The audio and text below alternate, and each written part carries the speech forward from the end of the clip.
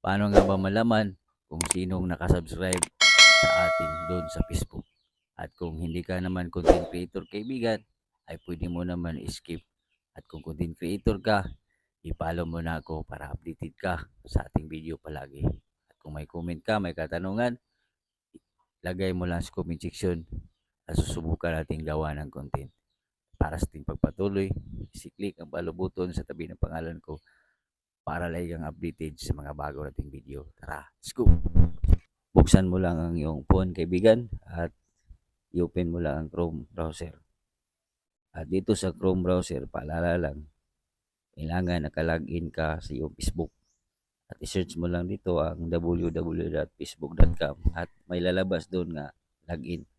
Ilalagin mo lang ang iyong account at siyempre may password. At kung nakalagin ka na, kagaya ko nakalagin na, i-open ko lang.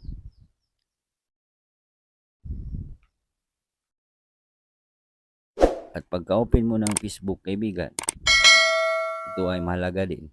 Dapat itong tatlong tuldok itap lang natin. Dapat naka-desktop site ito. Okay?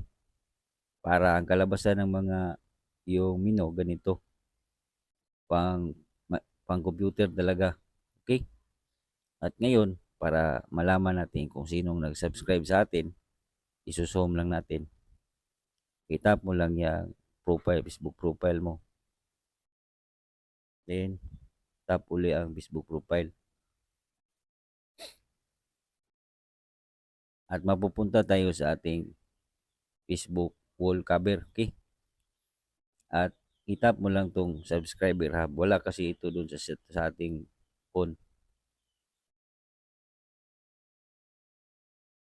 At ito yung subscriber group. Ito yung mga nakasubscribe sa atin. Itap lang natin to, okay?